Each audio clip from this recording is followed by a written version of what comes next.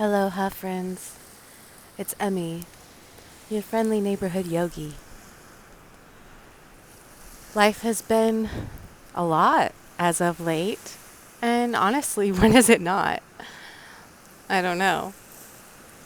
I specifically have to curate time to process the lot that my life is and to slow down,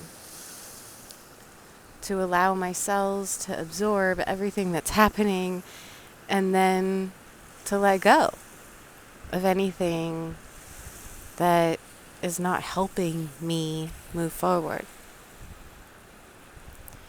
The last several weeks have been full of celestial signs and wonders. And if you pay attention to tarot or horoscopes, pay attention. Because there's some serious stuff going on right now. And that's something that Jesus told us to do. Jesus told us that there would be signs in the stars and in the skies, and that these signs would point to the end times. Now, lately I've been following my horoscope and I've had a daily tarot card pulled for me, and I've been reading them, I'm even going to say, religiously. And do you know that no matter what time of day I read my horoscope and the tarot card that was pulled for me, those messages are right on time for me? Now we understand that just like the words in the Bible, the cards in the tarot are energy. In the beginning was the Word, and the Word was God. Therefore, God encompasses all. Any tool can be used to thwart God's purpose. That means to get in the way of God's purpose. Even the very words of Jesus and the very word of God can be manipulated and taught in such a way that is the antithesis of the message that Jesus intended for us to understand. I find this fascinating because for the longest, I was tuning in to expectations other people had for me, and I was seeking to fulfill expectations that I assumed other people would have for me. This led to so much masking, where I was acting in a space that was not natural or normal for me or my nervous system, but I was forced into that space because of what I imagined society wanted to see from me. But do you know what's most important? That God sees my soul. That my soul is connected with the Spirit. And do you know why? Because when my soul is connected with the Spirit, I'm so divine. I literally step into my role as the Christ, as a child of God who knows no sin. I don't gotta keep that shit in my body. Whatever is toxic and no longer serves me, whether it be bitterness or anger or fear or malice or strife or just yesterday's Taco Bell, if it doesn't serve me, get out of me. Leave my temple. We complicate this message in so many ways.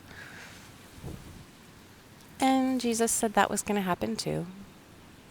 None of this is new. And every single one of us gets to recognize those signs in the skies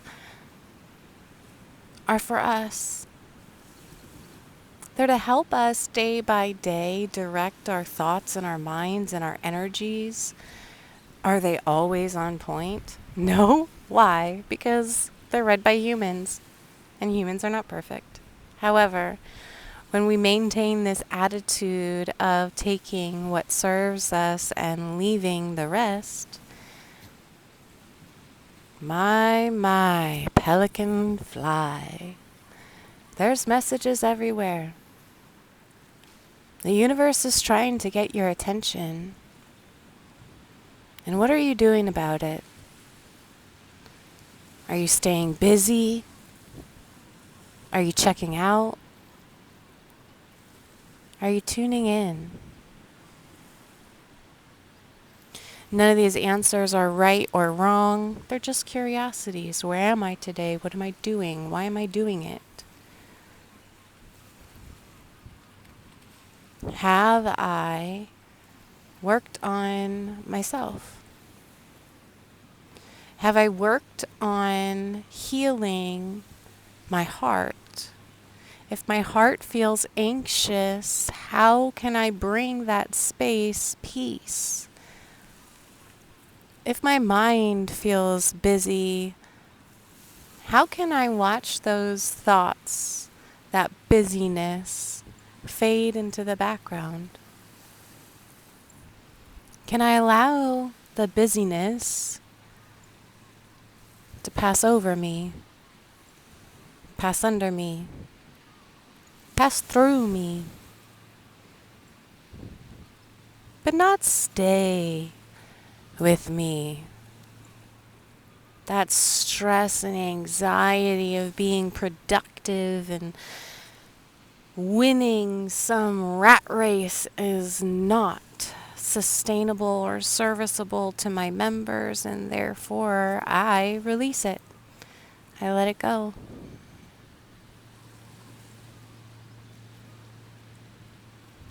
I worked in the capital sphere from age 15 to age 30, earning W-2s, filing taxes. And guess what? Since age 30, I have had very little income to report. Since age 30, I've been focusing on myself, healing myself, letting go of the idea that I have to produce, letting go of the idea that I have to provide. Everything that I need already is within me. And everything that I need, I've created. The love that I need, I create. The peace that I need, I create. I am not dependent upon any other person, place, or thing for my happiness and satisfaction in life, because I have learned it is my responsibility to bring happiness and satisfaction to myself first. And then all of a sudden I have this wellspring of joy from my heart with which I am able to share with the people I'm around, with my community. And lately, that's been mirrored back to me often. And I know there's a purpose for this. There's a purpose why I keep being called to be vulnerable and real with you in this space, this internet space. You don't know me. You don't know how sincere I actually am. All I can do is show you. And that sense that you feel in your chest, that intuition that's going to let you know whether or not I'm trustworthy, that's what we're tuning into. That's what we're learning about here. How can I tune in to the divine spirit that lives within me? How can I learn to access the intuition which guides me in each next step? Oftentimes it means that I'm opening up my body, that I'm unwinding my chakras, that I'm creating space in those triangles and the diaphragms that work in my lymphatic system to help pump dirty blood back up to be cleansed. During this time, it may not look like the exercise is very difficult, and it's not. It's 100% mindful, intentional. That's all. The exercises that I exhibit, I've curated and I exercise to my edge. So maybe your practice or your exercise is not going to be the same. Maybe it doesn't look the same. Maybe our edge is not in the same space, and that's okay. It's just about finding the edge and then staying there for a while, coming out of it and finding a new edge and staying there for a while, coming out of that and finding a new edge. And inch by inch, breath by breath, the body literally remembers where the tissues belong, what it needs to function. By practicing inversions, we give our body and our lymphatic system a little boost to get oxygenated blood flow back up to our brain. Gravity can be tough on us. We're standing upright or sitting upright all day, and that's not how we were created to function. Giving ourselves a little time upside down is an excellent way to balance the dysfunction that we've just gotten used to and accustomed to in our society. It's so important as we exercise that we thank our bodies and we love our bodies and we appreciate what they do for us, even if it's not as much as we wish it could do for us. Because remember, resentment is felt in our body more than we recognize it in our mind. So loving ourselves, giving ourselves space, grace, relaxing expectations, and simply allowing what is to be and allowing it to be enough. Thanks so much for tuning in. I hope you take some time to practice self-love today, in whatever way that means to you. Be mindful that as we take care of ourselves, we do not drain resources from others. This is a practice that is not sustainable karmically. So as we take our time to ourselves, we do this with the idea that we are now going to pour our excess into those around us. Our home life, our work life, our friendship life, etc. That is the point of this practice. Not simply to be a yogi or to get flexible, etc. The point is to help us live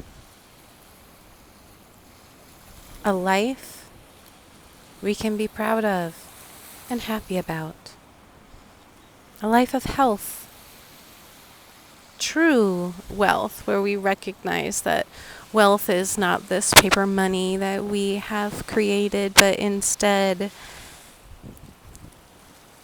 Wealth is within our members, what we bring to the table. How much are we investing in our education, in our personal practice, in our nutrition? How much are we investing in ourself? That's the first space that matters. And everything else comes. There's this saying that many, many, many yogis use: practice and all is coming. We don't have to know everything, and in fact, we probably won't ever. Just practice. Slow down and practice. And know all is coming. I love you.